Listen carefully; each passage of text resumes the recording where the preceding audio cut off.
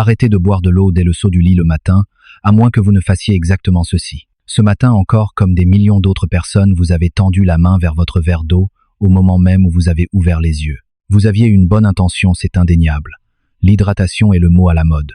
Mais l'exécution de cette intention était totalement erronée.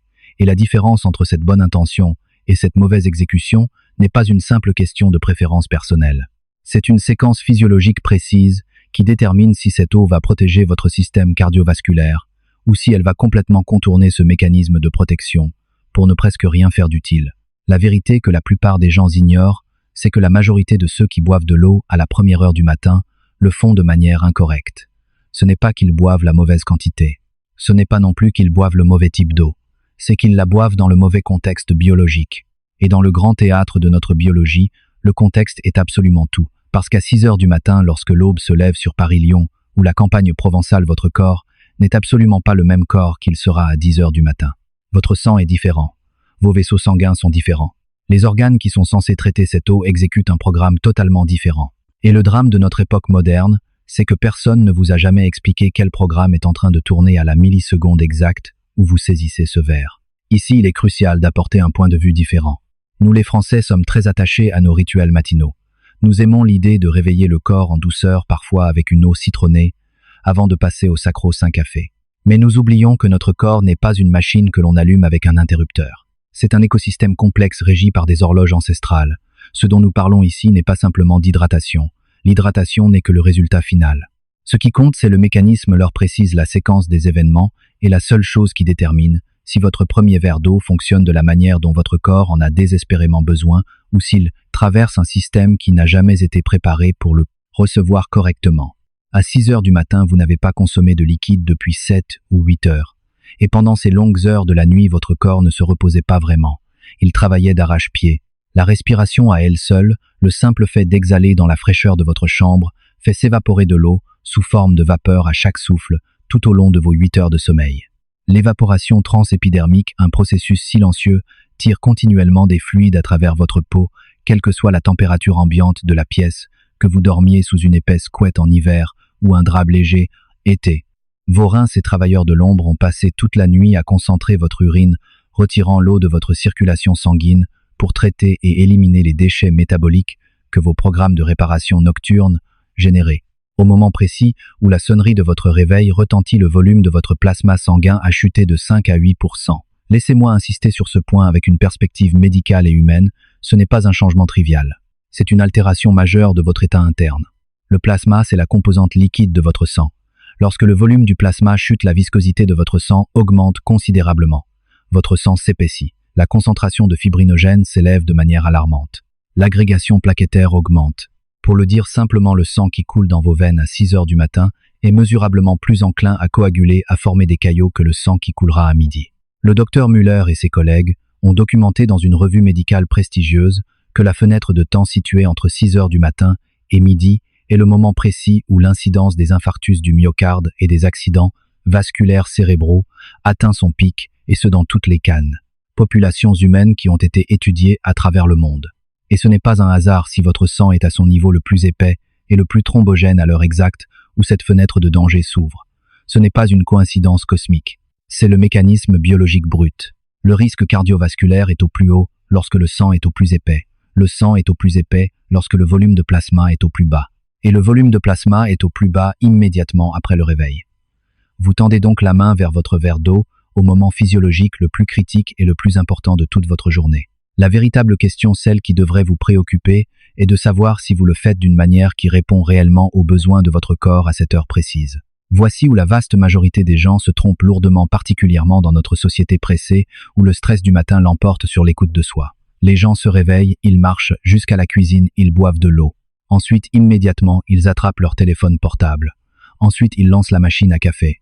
L'eau qu'ils viennent de boire fait certainement quelque chose, oui, mais elle ne fait absolument pas ce qu'elle aurait pu faire si la séquence des actions avait été correcte. Pourquoi? Parce que la séquence détermine l'environnement biologique dans lequel l'eau atterrit. Et l'environnement biologique à 6 heures du matin comporte 2 systèmes concurrents qui fonctionnent simultanément. Des systèmes dont la plupart des gens ignorent totalement l'existence et que l'ordre de vos 10 premières minutes de conscience va soit soutenir et nourrir, soit perturber et détruire. 400 à 500 millilitres. C'est le volume d'eau idéal qu'il faut consommer. Mais attention, cela doit se faire avant le café, avant toute nourriture, et surtout avant de regarder l'écran de votre téléphone. Si vous respectez cette règle, le plasma sanguin se dilue en l'espace de 15 à 20 minutes. La viscosité chute, ce sang qui circulait de manière épaisse et thrombogène commence à se normaliser, à redevenir fluide à l'heure exacte où la fenêtre de risque cardiaque quotidien s'ouvre. De mon point de vue, il faut voir ce geste non pas comme une contrainte, mais comme une véritable médecine préventive. Un verre d'eau consommé avant toute autre chose n'est pas une simple habitude de bien-être que l'on verrait dans un magazine féminin. C'est un événement de dilution vitale, délivré à un système cardiovasculaire qui opère, à ce moment précis, à son niveau de risque de coagulation le plus élevé de la journée. Le timing de ce geste n'est pas une question d'esthétique ou de style de vie. Le timing, c'est le mécanisme lui-même. Mais voici ce que cette eau matinale fait également, et que presque personne ne prend le temps de vous expliquer. Parlons du réflexe gastrocolique. Lorsque votre estomac vide reçoit cette charge de liquide, la distension gastrique envoie un signal direct et puissant à votre côlon pour qu'il commence sa motilité. Le côlon se met en mouvement. La selle matinale, ce besoin naturel que des millions de citoyens essaient de forcer chaque matin à coups de tasse de café noir ou d'espresso serré, est en réalité une réponse mécanique à un volume gastrique que l'eau déclenche naturellement bien avant que la moindre goutte de café n'atteigne votre système digestif. L'ironie, c'est que la caféine produit le même résultat, mais à travers une voie biochimique complètement différente, beaucoup plus stressante pour le corps, l'amplification du cortisol. C'est une demande cardiaque violente imposée à un système dont le sang est encore épais. L'eau, elle produit le mouvement intestinal à travers un réflexe mécanique pur et doux. Le café le produit à travers une cascade hormonale brutale qui vient frapper un système cardiovasculaire qui n'a pas encore eu le temps de normaliser sa viscosité. L'eau fait ce que le café essaie de faire, mais sans le coût métabolique, sans la charge cardiaque et sans déverser de puissants stimulants dans un sang qui est encore à son paroxysme d'épaisseur. C'est pourquoi le terme à moins que prend tout son sens. Car boire de l'eau à la première heure du matin est foncièrement correct. Mais la boire après avoir consulté ses emails sur son téléphone est physiologiquement faux. La boire après avoir ingurgité un café est faux. La boire dans un volume inadapté est faux. Et la boire sans comprendre intimement ce que votre corps attend réellement de cette eau à cette heure précise signifie que l'habitude gestuelle existe certes, mais que le mécanisme de protection interne ne s'active pas. Vous faites le mouvement, vous suivez la mode, mais sans déclencher la biologie que ce mouvement était censé éveiller. Maintenant, avançons de 5 minutes. L'eau est désormais à l'intérieur de votre système. L'horloge tourne toujours. Ce qui se passe dans les 5 premières minutes de mouvement physique après le réveil est infiniment plus dense et crucial sur le plan physiologique que ce qui se passera dans les 30 minutes suivantes. Prenez vos articulations. Le liquide synovial contenu dans chacune de vos capsules articulaires s'est gélifié pendant la nuit. La propriété thixotrope, un terme scientifique qui s'applique à chaque capsule articulaire de votre corps, signifie que ce fluide vital qui est conçu par la nature pour être liquide lorsqu'il est soumis à une force de cisaillement, c'est-à-dire au mouvement, devient visqueux et épais lorsqu'il est immobile. 7 ou 8 heures d'immobilité dans votre lit. Chaque articulation de votre corps se réveille en fonctionnant sur un fluide qui est resté figé sans la moindre entrée mécanique tout au long de la période nocturne. La raideur matinale que vous ressentez, ces petits craquements, ce n'est pas le poids de l'âge, comme on essaie souvent de nous le faire croire. La raideur matinale, c'est tout simplement un lubrifiant biologique qui s'est gélifié pendant la nuit et qui a besoin de s'amincir sous l'effet de la force de cisaillement. Vos 6 premiers pas appliquent cette force. En 60 secondes à peine, vos genoux et vos hanches recommencent à bouger librement. Non pas parce que vos muscles se sont échauffés, mais parce que le liquide synovial est retourné à sa viscosité fonctionnelle normale sous l'effet de la charge mécanique. Le cartilage de vos articulations, qui ne reçoit absolument aucun apport de nutriments pendant que vous dormez, commence soudainement à recevoir du liquide synovial frais grâce à l'effet de pompe créé par la compression et le relâchement à chaque pas que vous faites. Il faut savoir que le cartilage n'a pas d'irrigation sanguine propre. Il reçoit sa nutrition entièrement et uniquement grâce au cycle de compression et de relâchement que produit le mouvement. Chaque pas que vous faites est une pompe. Chaque pompe livre la nourriture que 8 heures d'immobilité lui avaient refusée. Il y a une poésie merveilleuse dans cette mécanique du corps. Pendant la nuit de 75 à 80% du réseau capillaire, dans les muscles de vos jambes étaient fermés, effondrés par l'immobilité du sommeil, ne recevant aucun flux sanguin. Mais en l'espace de 2 à 3 minutes de marche matinale, ces capillaires s'ouvrent car vos muscles en plein travail produisent des vasodilatateurs locaux. La surface de perfusion sanguine triple. Cette sensation de lourdeur, cette lenteur qui vous faisait dire « je ne suis vraiment pas du matin », ce n'était pas un trait de votre personnalité. C'était une ischémie partielle. Vos tissus ne recevaient qu'une infime fraction de leur approvisionnement sanguin. 3 minutes de marche ouvrent les vaisseaux. 10 minutes de marche capturent l'intégralité de la cascade de transition corporelle. L'amincissement synovial, le recrutement capillaire, l'activation de la pompe veineuse, l'initiation du flux lymphatique. Tout se met en place. Et quelque chose d'autre de tout aussi fondamental commence à la 4e minute de cette marche matinale. Le facteur neurotrophique dérivé du cerveau connu, sous l'acronyme BDNF. Ce signal moléculaire essentiel que le docteur Erickson et ses collègues d'une grande université ont longuement documenté, produit une augmentation mesurable du volume de l'hippocampe, cette structure cérébrale fondamentale qui consolide votre mémoire. Ce processus commence avec la cascade moléculaire que chaque promenade matinale initie. Votre cerveau grandit physiquement en réponse au mouvement. Je ne parle pas métaphoriquement, mais de manière mesurable. Le volume des tissus cérébraux augmente, et ce miracle cognitif commence à la 4e minute de la marche. Une marche que l'eau bue à 6 heures a rendue physiologiquement plus sûre, en ayant déjà commencé à normaliser ce sang que vos premiers pas font maintenant circuler puissamment à travers chaque vaisseau sanguin que le recrutement capillaire vient tout juste d'ouvrir. Voici la séquence magique, l'harmonie parfaite. L'eau dilue le sang. Le mouvement ouvre les vaisseaux. Le sang qui s'écoule maintenant à travers ces vaisseaux est beaucoup moins thrombogène qu'il ne l'était il y a seulement 15 minutes, tout simplement parce que l'eau est arrivée en premier.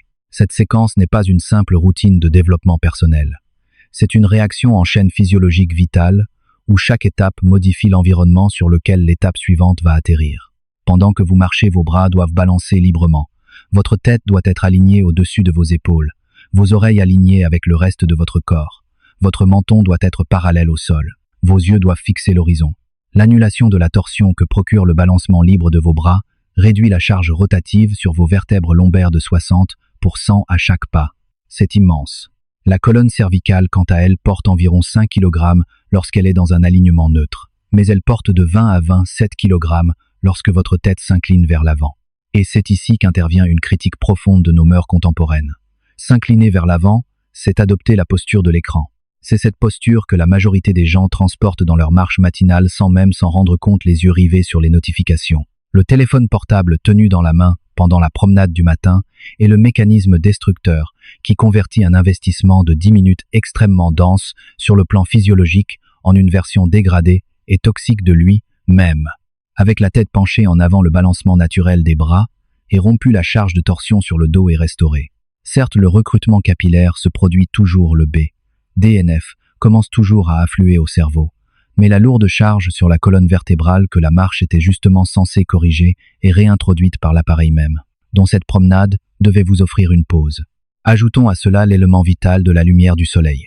Dans nos villes modernes, nous passons de la pénombre de nos chambres à la lumière artificielle de nos salles de bain, puis au métro souterrain. C'est une hérésie biologique. Les cellules ganglionnaires rétiniennes de vos yeux, qui sont intrinsèquement photosensibles, contiennent une protéine appelée mélanopsine. Ce ne sont pas des cellules dédiées à la vision au sens strict. Elles ne produisent pas d'images. Leur rôle est tout autre, elles envoient un signal direct au noyau suprachiasmatique, qui est l'horloge circadienne maîtresse de votre cerveau. Le signal que la lumière du matin délivre à ce noyau suprachiasmatique réinitialise simultanément toutes les horloges périphériques de votre corps. Votre foie a une horloge. Votre pancréas a une horloge. Vos glandes surrénales, vos intestins, tous possèdent leur propre horloge.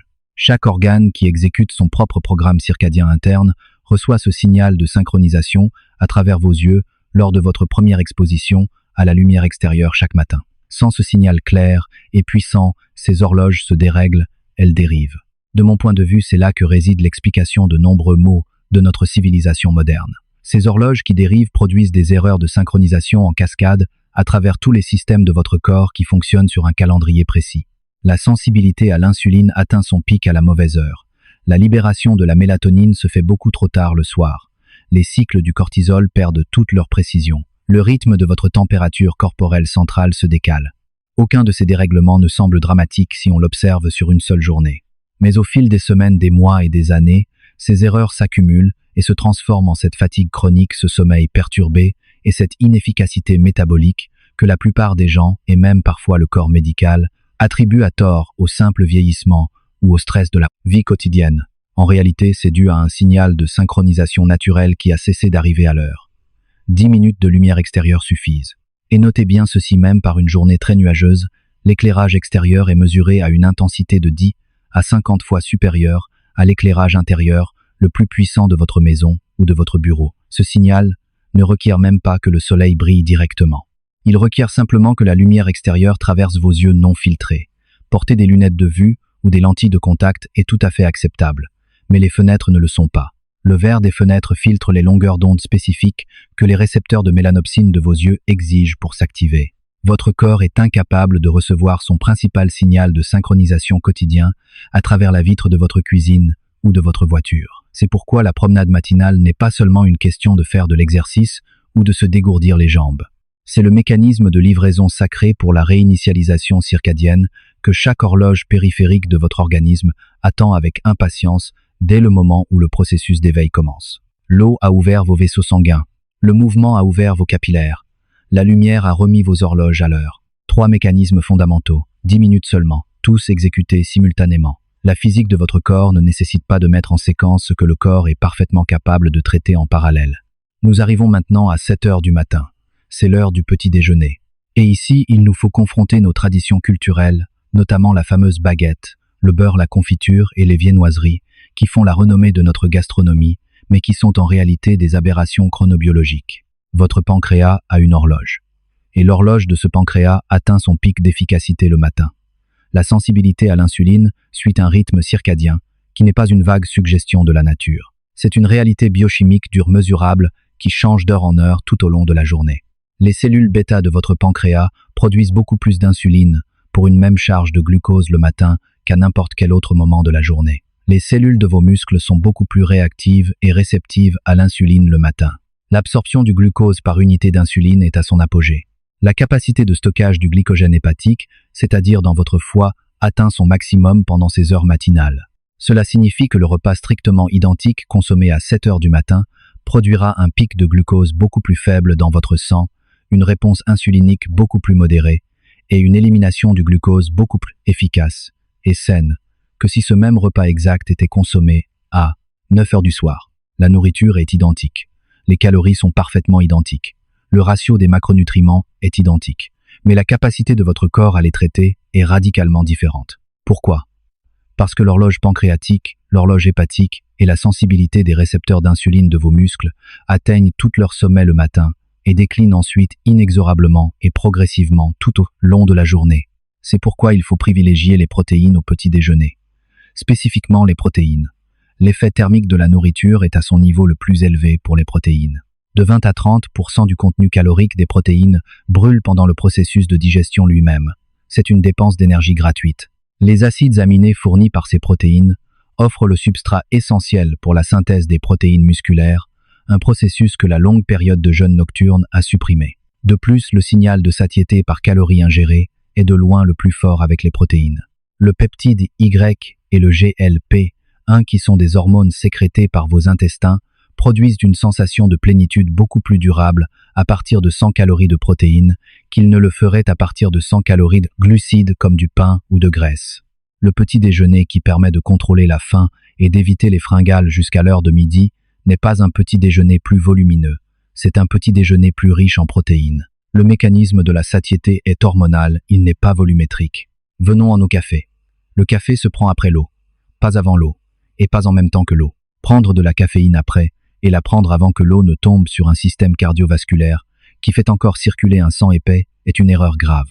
L'amplification du cortisol que la caféine produit à travers le blocage des récepteurs d'adénosine ajoute une demande cardiaque violente à un système qui n'a pas encore eu l'occasion de normaliser sa propre viscosité. En revanche, consommer de la caféine après l'eau atterrit sur un système biologique où le plasma sanguin a déjà commencé à se diluer. La viscosité du sang a déjà commencé à chuter. La demande cardiaque que la caféine ajoute alors s'applique à une biologie qui a déjà été partiellement corrigée plutôt qu'à une biologie qui se trouve à son pic quotidien de risque thrombogène mortel.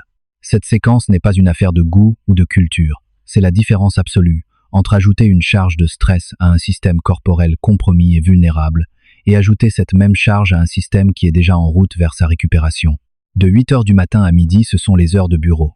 Les heures de sédentarité particulièrement pour nous autres citadins coincés derrière nos écrans ou en télétravail. 4 heures consécutives en position assise produisent 4 heures de dommages mécaniques cumulatifs à travers de multiples systèmes corporels qui exigent un mouvement périodique pour fonctionner correctement. Souvenez-vous du liquide synovial, il nécessite une force de cisaillement pour conserver son état liquide. 4 heures passées assis sans mouvement suffisent pour que le fluide contenu dans chaque articulation en charge commence à retourner vers cette même viscosité pâteuse que votre marche de 10 minutes du matin avait mis tant d'efforts à inverser. Le flux de votre système lymphatique, qui est l'usine de nettoyage de votre corps, nécessite la contraction musculaire pour se déplacer. Le système lymphatique n'a pas de pompe intégrée comme le cœur pour le sang. C'est le mouvement musculaire qui est de pompe. 4 heures d'immobilité stricte signifie que votre drainage lymphatique stagne, emprisonnant les toxines. Le retour veineux depuis vos extrémités inférieures vers le cœur nécessite la pompe des muscles de vos mollets. Le simple fait de rester assis comprime la veine poplitée située derrière votre genou. Après 4 heures de cette compression, une accumulation veineuse, un sang qui stagne commence à se former dans vos jambes, annulant tout ce que la marche matinale avait brillamment nettoyé. La solution toutes les 30 à 45 minutes, vous devez imposer à votre corps 90 secondes d'intervention pure. Se lever simplement ne résout pas le problème. Remplacer une chaise de bureau par un bureau debout ne fait que substituer la charge de flexion des hanches de la position assise par la charge de compression statique de la position debout. C'est troquer un problème mécanique contre un autre problème mécanique tout aussi pernicieux. L'intervention salvatrice n'est pas la position elle-même. L'intervention, c'est la transition. C'est l'acte dynamique de passer d'une position à une autre qui met les articulations en charge à travers une amplitude de mouvement qui pompe activement le liquide synovial, qui recrute vos muscles posturaux à travers un nouveau modèle moteur et qui fournit la force de cisaillement, dont ce fameux fluide thixotrope présent dans chaque articulation a besoin pour maintenir sa viscosité fluide et fonctionnelle. S'asseoir pendant 30 minutes puis se tenir debout brièvement, puis s'asseoir à nouveau capture un bénéfice mécanique infiniment supérieur au fait de rester debout pendant 4 heures d'affilée, car ce sont les transitions qui produisent les événements de charge cruciaux que les positions statiques, qu'elles soient assises ou debout, sont incapables de produire. Pendant ces pauses, exécutez 3 actions simples de 30 secondes chacune. Premièrement, l'extension thoracique. Les oreilles alignées au-dessus des épaules, le sternum soulevé vers le haut. Prenez 5 respirations profondes en remplissant vos poumons à leur volume maximal. Le haut de votre dos qui s'était voûté en syphose devant l'écran se redresse instantanément. La cage thoracique qui comprimait lentement votre diaphragme s'ouvre. Le diaphragme descend enfin complètement. À l'hiatus diaphragmatique, le nerf vague, ce nerf de la relaxation, reçoit une stimulation mécanique directe du diaphragme qui descend. Le tonus parasympathique qui dérivait dangereusement vers le stress sympathique pendant vos 30 minutes de concentration focalisée sur l'écran est restauré. Et cela se fait par une voie purement mécanique anatomique, et non par la seule force de l'intention ou par la méditation. Deuxièmement, la vision de loin pendant 60 secondes. Regardez par la fenêtre. Fixez l'objet visible le plus lointain possible. Le muscle ciliaire de vos yeux qui était verrouillé dans une contraction soutenue pendant votre travail de près sur l'ordinateur se relâche enfin. Le spasme d'accommodation qui produit cette vision de loin floue, lorsque vous relevez enfin la tête, se dissipe à mesure que le muscle se détend complètement. La convergence oculaire chute. Vos pupilles se dilatent légèrement. Les déchets métaboliques qui s'étaient accumulés pendant la mise au point soutenue de près sont chassés et éliminés grâce au flux sanguin restauré vers les tissus que la contraction musculaire avait partiellement comprimés. Troisièmement, faites 10 clignements d'yeux lents et délibérés. Une fermeture complète des paupières. Ce geste entraîne la compression des glandes de Meibomius situées dans vos paupières, rafraîchissant instantanément votre film lacrymal. Le taux de clignement de vos yeux, qui a chuté de 15 à 20 clignements par minute à seulement 4 ou 6 clignements par minute pendant que vous étiez absorbé par votre écran, est ainsi compensé manuellement. La couche lipidique grasse qui empêche vos larmes de s'évaporer est restaurée par l'expression de la glande de Meibomius que chaque clignement complet produit. Avoir les yeux secs pendant le travail sur écran n'est pas un problème d'hydratation de votre corps. C'est un problème de taux de clignement. 10 clignements lents en 30 secondes restaurent le film protecteur que 30 minutes de concentration sur l'écran ont progressivement dégradé. 90 secondes au total, à répéter toutes les 30 à 45 minutes. Ces interventions sont brèves précisément parce que les mécanismes destructeurs qu'elles corrigent s'accumulent lentement. 30 minutes de position assise ne produisent pas de changement permanent irréversible. Mais 30 minutes de position assise suivies de 90 secondes de correction mécanique réinitialisent totalement cette accumulation. Le véritable dommage provient de la position assise ininterrompue et non de la position assise en elle-même. Il est 12h30. C'est l'heure du déjeuner souvent généreux dans notre culture, suivie traditionnellement d'une sensation de lourdeur. La marche après le repas est la clé. Le taux de glucose dans votre sang atteint son pic entre 30 et 60 minutes après la fin de votre repas. Au cours de cette fenêtre temporelle très précise, les transporteurs de glucose appelés GLUT, 4 présents dans les cellules des muscles de vos jambes, migrent vers la surface de la cellule. Leur rôle, tirer le glucose directement du flux sanguin et ce sans avoir besoin d'utiliser l'insuline. C'est un mécanisme magique qui contourne entièrement le pancréas. 10 minutes de marche à un rythme modéré pendant ce pic de glucose postprandial suffisent pour vider ce glucose dans vos cellules musculaires qui vont le brûler instantanément pour produire l'énergie nécessaire à la locomotion. Ce glucose qui serait normalement resté élevé pendant 90 minutes, produisant cette somnolence d'après-repas bien connue, ce brouillard mental de l'après-midi, cette chute d'énergie fatale qui pousse la plupart des employés de bureau vers la machine à café à 13 heures, est en réalité éliminée par la contraction de vos muscles.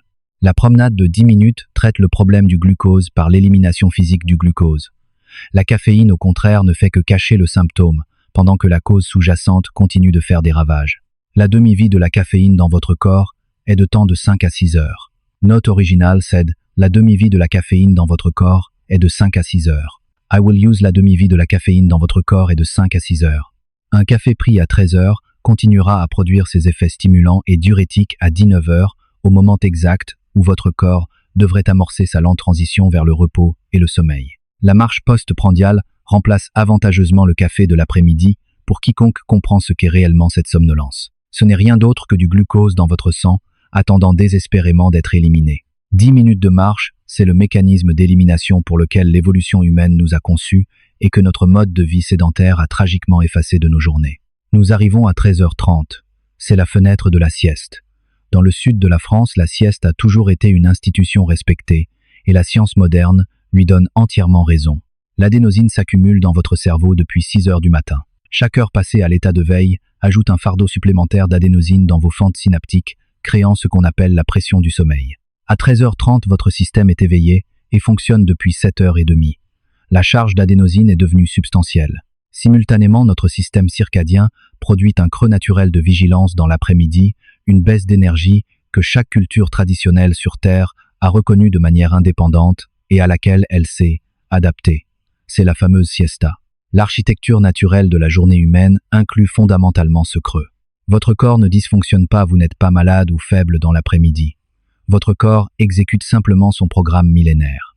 Une sieste de 20 minutes prise impérativement avant 14 heures permet de nettoyer l'adénosine accumulée dans la fente synaptique et ce sans que vous n'entriez dans les phases profondes du sommeil lent. Le sommeil non paradoxal de stade 1 et de stade 2 est amplement suffisant pour l'élimination de l'adénosine et la consolidation de votre mémoire, tout en évitant cet état de groggy, cette inertie du sommeil, qu'une sieste plus longue produit inévitablement en vous plongeant dans le sommeil profond.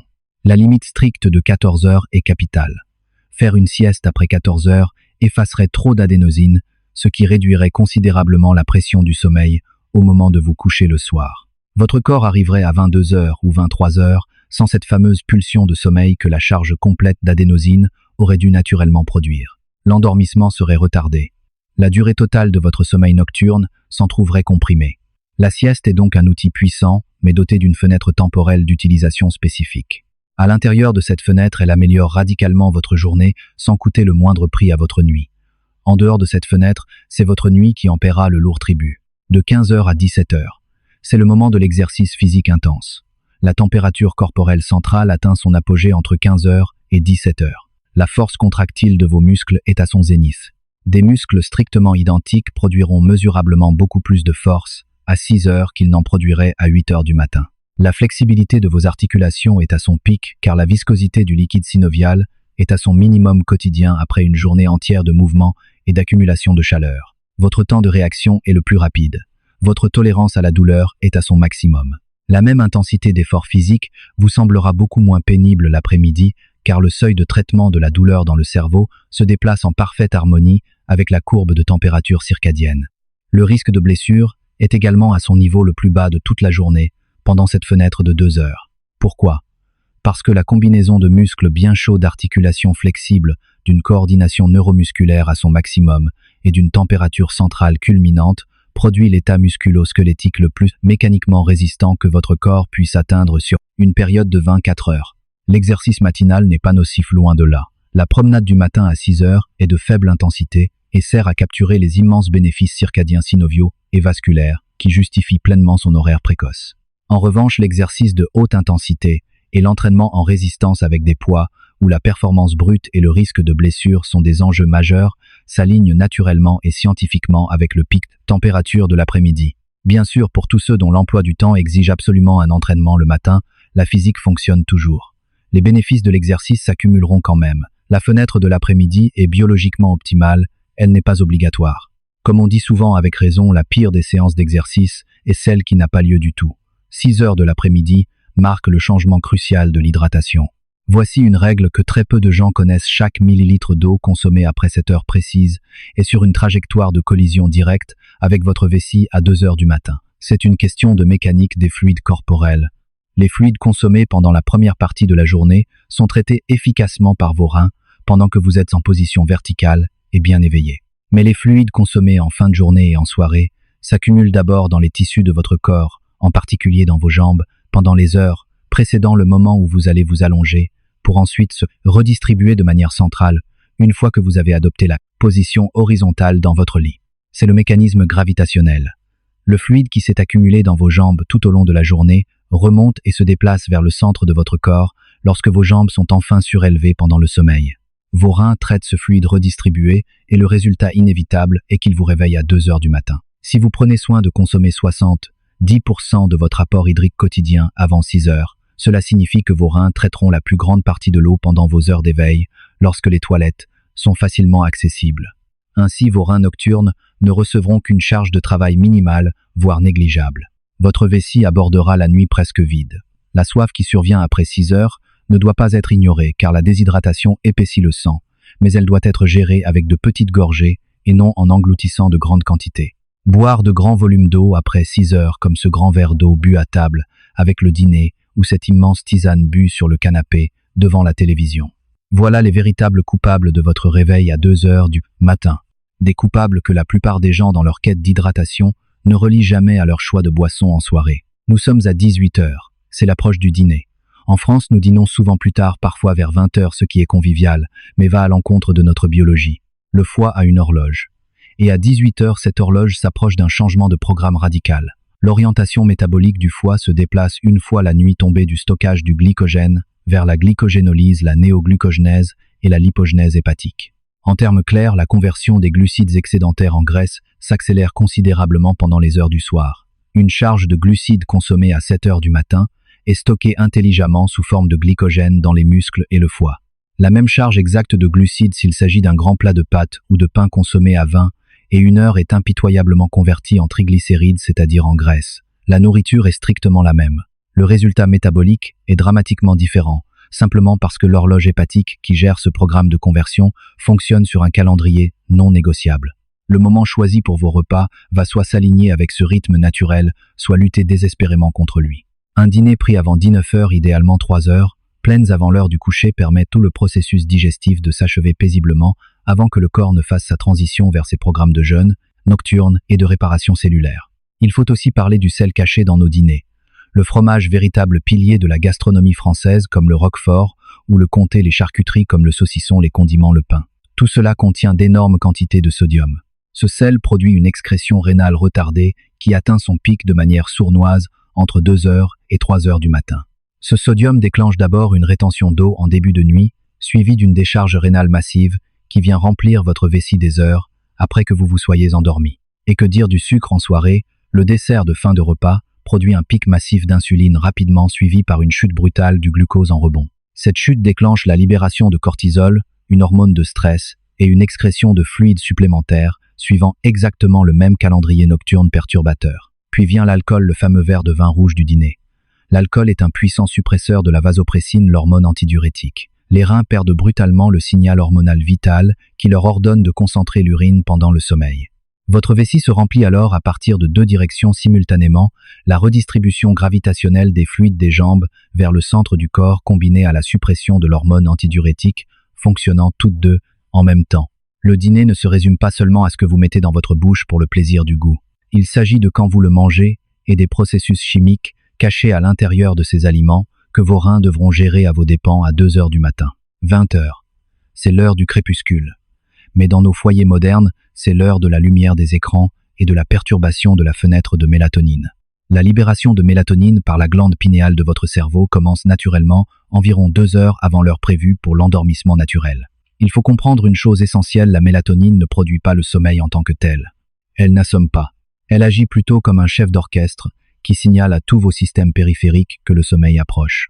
Elle initie la cascade vertueuse de la réduction de votre température corporelle centrale, le changement des programmes métaboliques et l'activation de votre système immunitaire dont le sommeil a absolument besoin comme phase de préparation. Mais voici la tragédie moderne, les récepteurs de mélanopsine dans vos yeux. Ceux-là même que la lumière du soleil matinal avait activés de manière si bénéfique sont exactement les mêmes récepteurs qui réagissent puissamment à la lumière, bleue à courte longueur d'onde, émise par nos écrans de téléphone, de tablette et de télévision.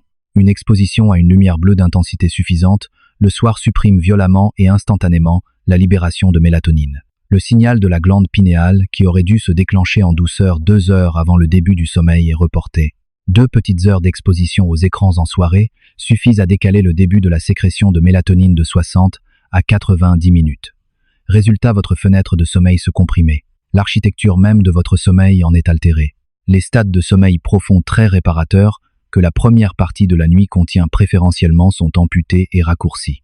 Les lunettes anti-lumière bleue équipées de verres ambrés filtrent ces longueurs d'onde suppressives. Le mode nuit sur vos appareils électroniques réduit l'émission de lumière bleue, mais en règle générale, cela n'est absolument pas suffisant. L'intervention la plus puissante, la plus radicale et la plus efficace consiste à réduire drastiquement, voire à éliminer l'utilisation des écrans dans les 90 dernières minutes qui précèdent le coucher. Remplacez cela par la lecture d'un vrai livre physique en papier éclairé sous une lumière incandescente chaude. Privilégiez la conversation, l'échange humain. Engagez-vous dans des activités qui n'impliquent aucune illumination directe à courte portée au niveau d'intensité que nos écrans modernes infligent à nos cerveaux. La température de votre chambre à coucher doit impérativement se situer entre 6 et 19 degrés Celsius. Pour que le processus d'endormissement puisse avoir lieu, votre température corporelle centrale doit obligatoirement chuter d'environ 1 degré Celsius. L'hypothalamus de votre cerveau orchestre, cela en déclenchant une vasodilatation périphérique dans vos mains et dans vos pieds dans le but d'irradier et de rejeter la chaleur depuis le centre de votre corps vers l'environnement extérieur. Une chambre à coucher qui est trop chauffée, un phénomène courant en hiver, empêche purement et simplement cette dissipation thermique vitale.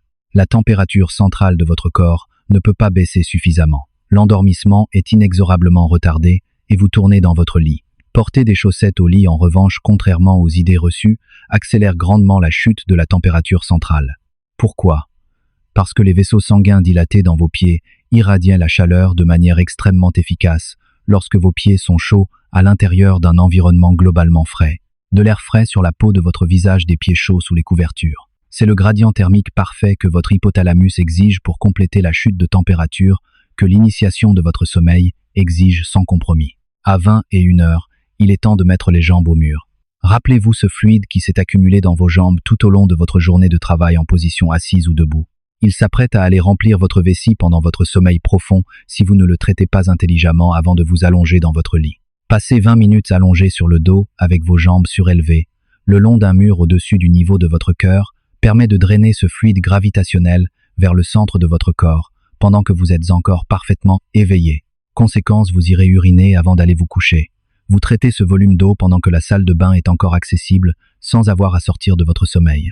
Le volume de liquide qui aurait immanquablement sonné le réveil de votre vessie à 2 heures du matin a déjà été traité. Il est déjà évacué. L'utilisation de bas de contention pendant la journée aide à prévenir cette accumulation initiale. Moins d'accumulation pendant la journée signifie moins de redistribution nocturne des fluides et donc moins de réveil pendant la nuit. Combiner la marche quotidienne, le port de bas de contention et l'élévation des jambes le soir permet de s'attaquer à ce mécanisme vicieux à 3 points distincts de la chaîne, plutôt qu'attendre passivement la conséquence désastreuse de 2 heures du matin et de la traiter à tort, comme un problème d'insomnie alors qu'il s'agit fondamentalement d'un simple problème de gestion mécanique des fluides. Cette position, les jambes en l'air, est également la fenêtre idéale pour vos étirements du soir. Le timing est délibéré et scientifique.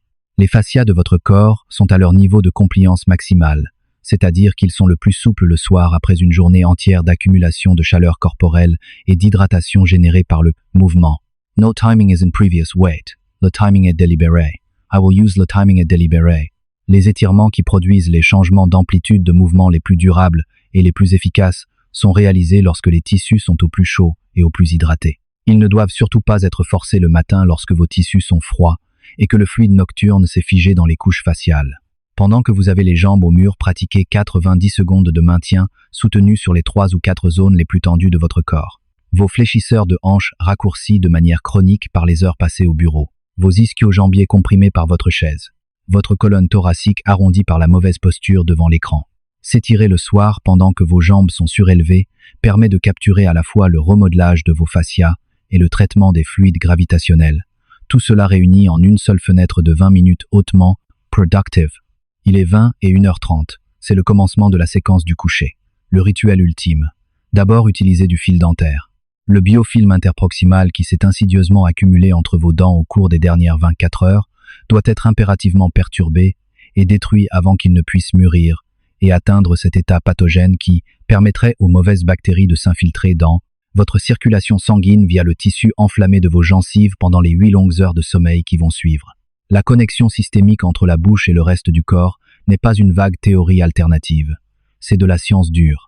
Les bactéries qui pénètrent dans la circulation via la barrière épithéliale gingivale pendant le sommeil vont littéralement ensemencer les plaques artérielles et atteindre des organes distants. C'est une voie de contamination que 2 petites minutes de perturbation mécanique avec un fil dentaire permettent d'empêcher totalement. Utiliser le fil dentaire le soir n'est pas qu'une simple question d'hygiène dentaire pour avoir un beau sourire. C'est un véritable acte de protection vasculaire vitale délivré à travers la barrière de votre bouche. Ensuite, gargarisez-vous. Prenez 30 secondes de contraction, soutenue de vos muscles pharyngés contre la charge du fluide dans votre gorge. La branche pharyngée de votre nerf vague s'active déclenchant un glissement vers le système parasympathique, apaisant à travers une voie neurologique totalement distincte des techniques de respiration traditionnelles. Les muscles constricteurs pharyngés dont la mission critique est de maintenir vos voies respiratoires ouvertes pendant votre sommeil reçoivent ainsi leur stimulus d'entraînement isométrique quotidien. Une voie respiratoire maintenue ouverte par des muscles entraînés et toniques est une voie nettement moins susceptible de s'effondrer et de provoquer ces vibrations et obstructions que représentent le ronflement et la dangereuse apnée du sommeil. Après le gargarisme fredonné, produisez le son avec la bouche fermée pendant 60 secondes. Une note longue basse est soutenue. Vos sinus entrent en résonance. La production d'oxyde nitrique dans vos sinus est multipliée par 15 à mesure que la vibration acoustique pompe de l'air riche en oxyde nitrique à travers les ostias pour l'envoyer dans vos voies nasales. Le nerf vague, situé à quelques millimètres seulement de vos cordes vocales vibrantes, reçoit une stimulation mécanique profonde et directe. Le ratio entre l'expiration et l'inspiration se verrouille naturellement à 3:1 ou à 4:1 et se sent que vous n'ayez besoin de compter anxieusement dans votre tête car vos cordes vocales imposent physiquement ce rythme apaisant. Votre système nerveux autonome bascule massivement vers un état parasympathique grâce à cette double entrée vagale simultanée à la fois mécanique et respiratoire. Votre corps entre exactement dans l'état physiologique dont il a besoin pour amorcer le sommeil et ce sans que vous n'ayez à essayer mentalement de vous détendre. C'est la physique du son et de la respiration qui produit mathématiquement la relaxation. Pour ce qui est de la position de sommeil, privilégiez le côté gauche. La jonction œsophagienne gastrique se situe au-dessus de la poche de votre estomac lorsque vous êtes couché sur le côté gauche. La gravité, cette force omniprésente, maintient l'acide au fond de l'estomac au lieu de lui permettre de traverser le sphincter œsophagien inférieur pour remonter dans l'œsophage pendant les longues heures passées à l'horizontale. Par ailleurs, la veine cave inférieure coule sur le côté droit de votre colonne vertébrale. Dormir sur le côté gauche évite de comprimer cette veine majeure, maintenant ainsi un retour veineux optimal vers votre cœur tout au long de la période nocturne. Enfin, la respiration nasale pendant le sommeil est d'une importance capitale. La bouche doit rester fermée. L'air doit entrer et sortir exclusivement par votre nez. Vos voies nasales filtrent, réchauffent et humidifient l'air entrant. La muqueuse nasale produit en continu cet oxyde nitrique vital que le fredonnement de tout à l'heure a amplifié. Cet oxyde nitrique résiduel dans vos voies nasales continue de fournir une douce bronchodilatation et une vasodilatation pulmonaire durant les premières heures critiques de votre sommeil. Respirer par la bouche pendant la nuit, c'est une catastrophe métabolique. Cela contourne complètement la filtration nasale. Cela assèche violemment la muqueuse pharyngée. Cela fait tomber votre mâchoire et votre langue vers l'arrière, rétrécissant dramatiquement l'espace pharyngé que le gargarisme venait tout juste d'entraîner à rester ouvert. C'est pourquoi de plus en plus d'experts recommandent d'utiliser un ruban adhésif buccal que l'on appelle mouth tape en anglais. Une simple bande de ruban adhésif chirurgical ou une bande spécialement conçue à cet effet placée délicatement pour maintenir les lèvres jointes garantit le maintien du modèle de respiration nasale pour les personnes dont la mâchoire tombe systématiquement ouverte après l'endormissement. Le ronflement que la respiration buccale déclenche n'est pas un simple problème de bruit gênant pour le conjoint. C'est un problème mécanique fondamental de santé. La position reculée de la langue et de la mâchoire chez un dormeur qui respire par la bouche obstrue les voies respiratoires. Le ruban adhésif préserve et maintient ce que le gargarisme a construit. Ainsi s'achève la journée. Elle ne se termine pas avec le son brutal d'une alarme, mais par l'achèvement d'une grande séquence biologique orchestrée. Cette journée a commencé avec l'eau qui a dilué le risque de coagulation sanguine à 6 heures du matin. Elle s'est poursuivie avec la promenade qui a ouvert vos vaisseaux sanguins et réglé vos horloges internes simultanément. Elle a comporté ce petit déjeuner protéiné qui a nourri vos muscles au moment précis où l'horloge pancréatique était à son apogée pour l'élimination du glucose. Elle a été rythmée par ces pauses réparatrices au bureau qui ont réinitialisé les dommages que 30 minutes de position assise avaient accumulés avant qu'ils ne puissent se transformer en douleur chronique. Elle a inclus cette promenade post-prandiale bienfaitrice qui a débarrassé votre sang du glucose plutôt que de masquer la fatigue avec une tasse de café noir. Elle a intégré cette petite sieste stratégique qui a éliminé la pression de l'adénosine sans voler la moindre minute à votre nuit. Elle a mis en place ce basculement intelligent de l'hydratation qui a protégé votre vessie nocturne avant que vos reins n'aient à subir la redistribution gravitationnelle des fluides.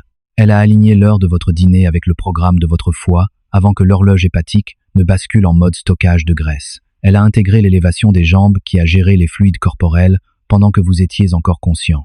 Et finalement, elle s'est clôturée par cette séquence de couchées minutieuses qui a scellé la barrière bactérienne buccale, entraîné vos voies respiratoires, activé votre nerf vague apaisant et positionné votre corps dans l'alignement parfait pour le sommeil réparateur vers lequel toute votre journée tendait depuis la première minute. Pas une seule de ces interventions n'a été planifiée en fonction d'une simple préférence personnelle ou d'une tendance de mode. Chacune d'entre elles a été rigoureusement programmée selon les lois inflexibles de la physique et de la biologie de votre corps à cette heure précise de la journée. Le verre d'eau que vous buvez à 6 heures du matin n'est décidément pas une simple habitude de bien-être. C'est une dilution d'urgence d'un sang qui atteint son niveau de thrombogénicité maximale à l'heure exacte où la fenêtre de risque d'arrêt cardiaque s'ouvre.